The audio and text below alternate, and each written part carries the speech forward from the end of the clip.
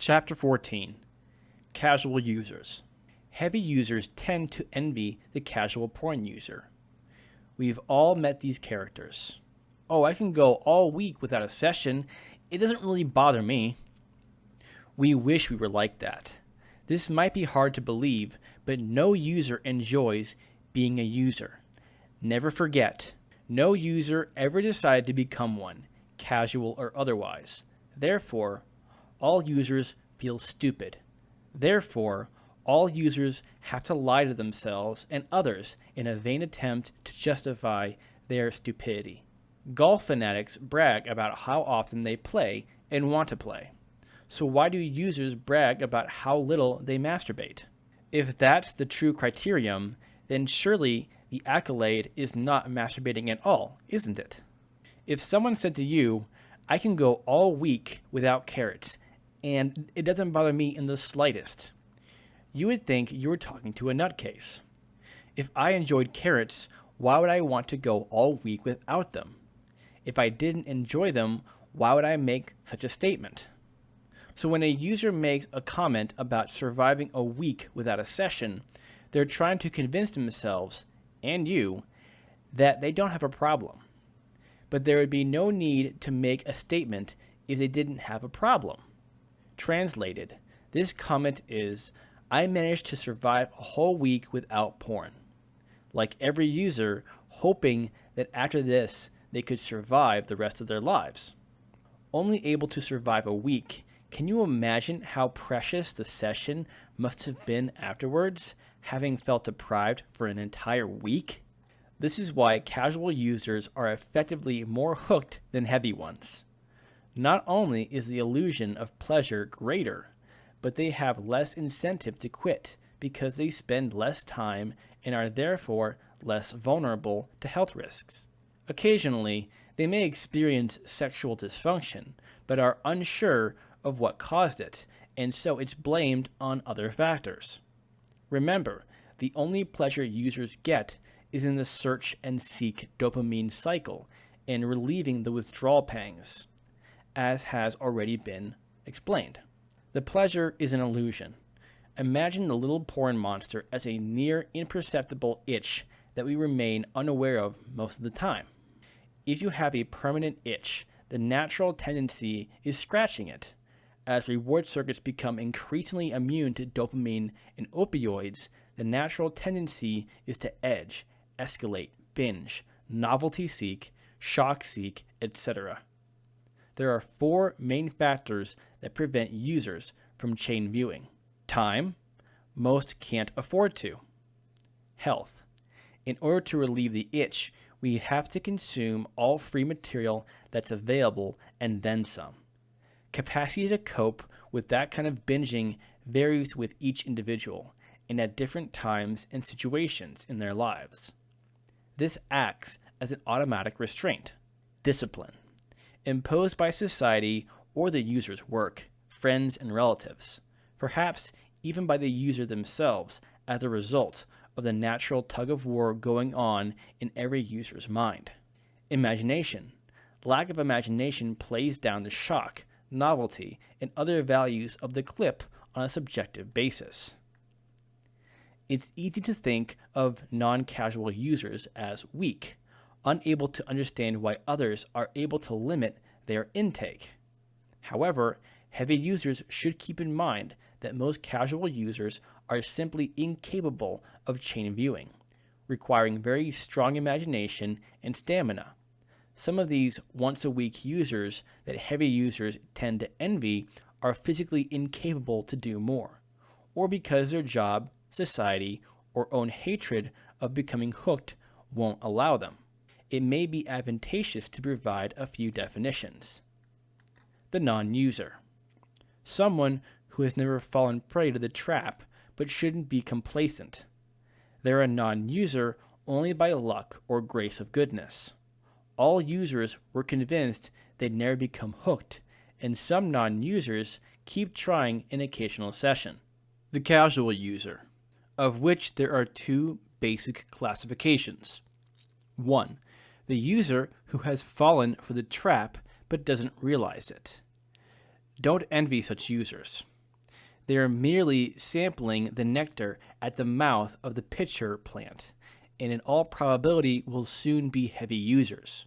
Remember, just as all alcoholics start off as casual drinkers, so too do all users start off casually. 2. The user who was previously a heavy user, and so thinks they can't stop.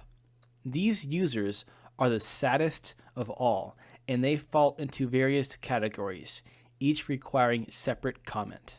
The once-a-day user. If they enjoy their entitlement to orgasm, why use internet porn only once daily? If they enjoy their entitlement to orgasm, why use internet porn only once daily? If they can take it or leave it, why bother at all? Remember, the habit is, in actuality, banging your head against a wall to make it relax upon stopping. The once-a-day user relieves their withdrawal pangs for less than an hour each day. Although unaware, the rest of their day is spent banging their head against this wall, doing this for most of their lives. They're using once a day because they cannot risk getting caught or messing with their neurological health. It's easy to convince the heavy user they don't enjoy it, but significantly harder to convince a casual one. Anyone who has gone through an attempt to cut down will know it's the worst torture of all, and almost guaranteed to keep you addicted for the rest of your life. The rejected user. They demand the right to orgasm every day, but their sex partner isn't always happy to fulfill the request. Initially, they're using internet porn to fill this void, but upon taking the exciting water slide, they're trapped in a cycle of novelty, shock, supernormal images, etc. In fact, they're happy with their partner's rejection, as it provides something of an excuse. If internet porn gives so much to you, why bother to have a partner at all? Set them free instead. They're not even enjoying sessions when they have to carry their partner in their mind.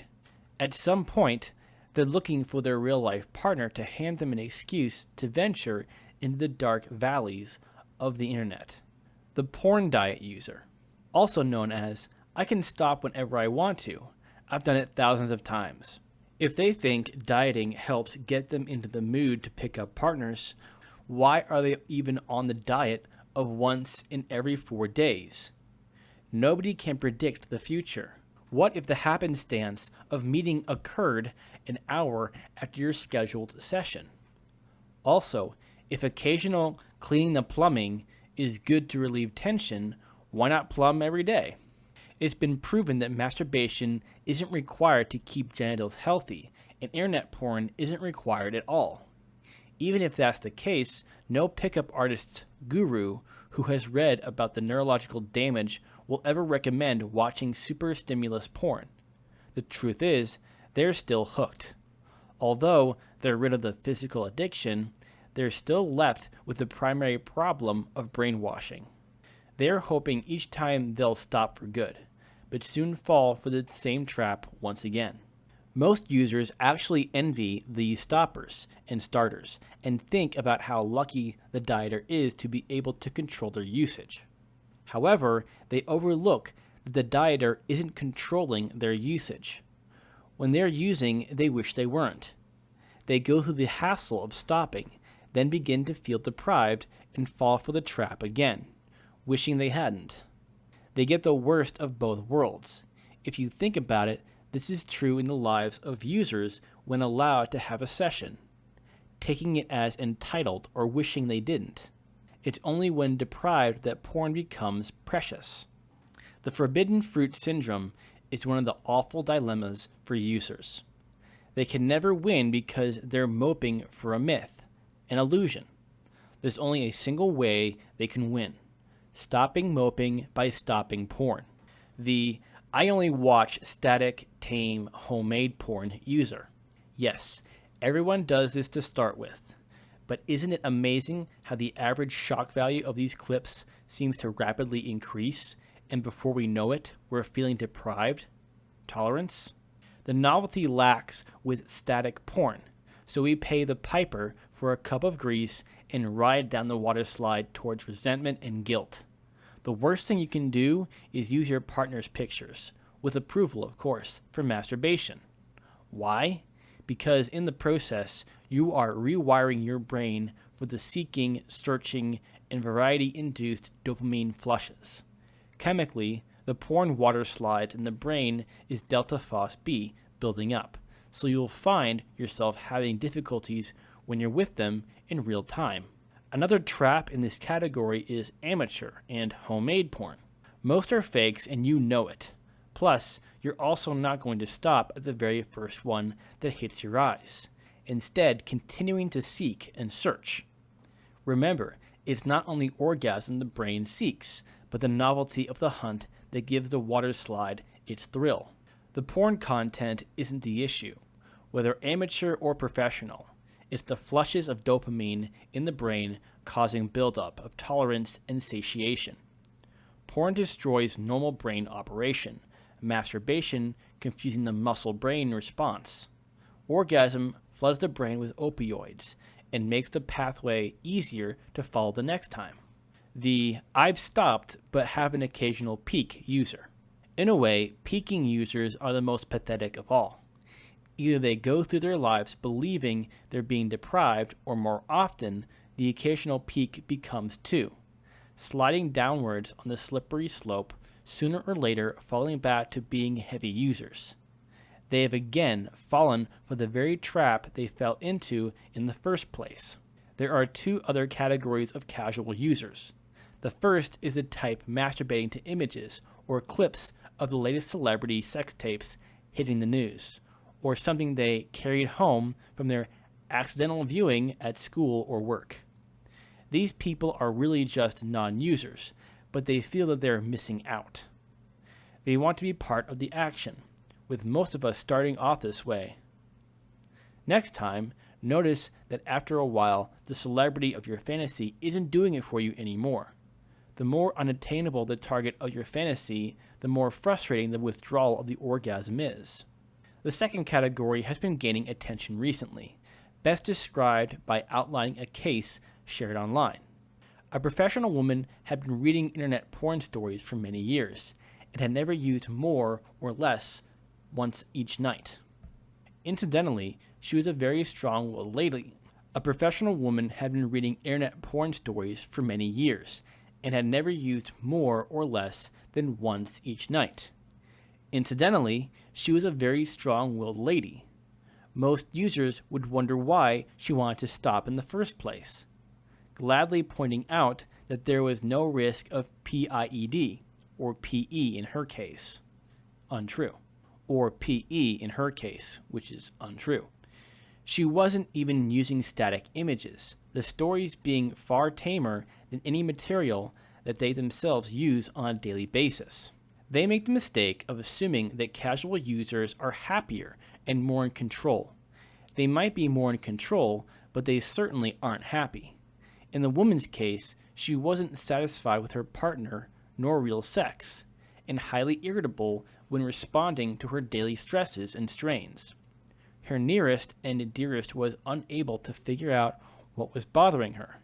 Even if she convinced herself to be unafraid of her usage through rationalization, she still found herself unable to enjoy real relationships, which invariably involve ups and downs. Her brain's reward center was unable to make use of normal de-stressors present in life as a result of daily dopamine flooding. Subsequent downregulation of her brain's receptors had rendered her melancholic under most circumstances. Like most, she had a great fear of pornography's dark side and treatment of women before her first time. Eventually, she fell victim to societal brainwashing and tried her first sight. Unlike most who capitulate and become chain users, upon seeing the foul clips of violence, she resisted the slide. All you ever enjoy in porn is ending the craving that started before it. Whether the almost imperceptible physical craving or the mental torture of not being allowed to scratch the itch, internet porn itself is poison, which is why you only suffer the illusion of enjoying it after periods of abstinence. Similarly to hunger or thirst, the longer you suffer it, the greater the pleasure when finally relieved. Making the mistake of believing porn is just habit, they think, if I can keep it down to a certain level or only on special occasions, my brain and body will accept it. Then I can keep using at that level or reduce it further should I wish to. Get it clear in your mind. The habit doesn't exist. Porn is drug addiction, with the natural tendency being to relieve withdrawal pangs, not enduring them. To hold it at the level you're currently at would require you to exercise tremendous amounts of discipline and willpower for the rest of your life, as your brain's reward center becomes immune to dopamine and opioids. It wants more and more, not less and less.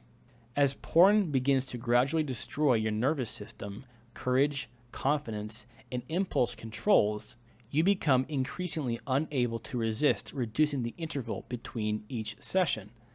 This is why, in the early days, we can take it or leave it.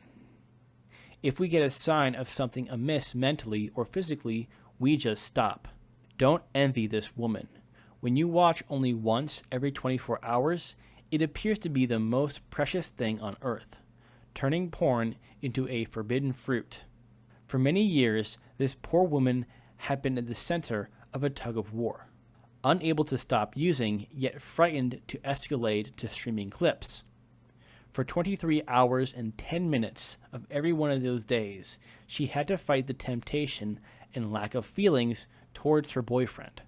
It took tremendous willpower to do what she did, eventually reducing her to tears. Such cases are rare, but look at it logically. Either there's a genuine crutch or pleasure in porn, or there isn't.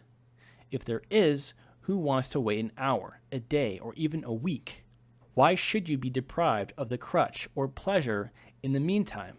If there's no genuine crutch or pleasure, why bother paying a visit to your online harem?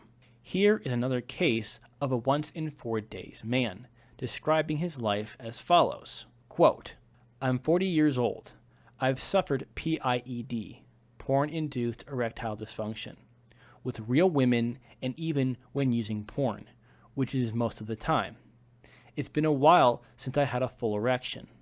Before going on the once in 4 days diet, I used to sleep soundly through the night after my session. Now I wake up every hour of the night and all I can think about. Even when asleep, I dream about my favorite clips. On days after my scheduled session, I feel pretty down, the diet taking up all of my energy. My SO would leave me alone because I'm so bad-tempered, and if she can't leave, she won't have me in the house. So I go for jogs outside, but my mind is obsessed with it. On the scheduled day, I begin planning earlier in the night, getting very irritated if something happens against my plans. I'd back out of conversations and give in, only to later regret, at work and at home. I'm not an argumentative guy, but I don't want the topic or conversation to hold me down. I remember occasions when I would pick silly fights with my SO. I wait for 10 o'clock, and then when it arrives, my hands are shaking uncontrollably. I don't start the deed right away, as there are new videos that have been added, and shop around.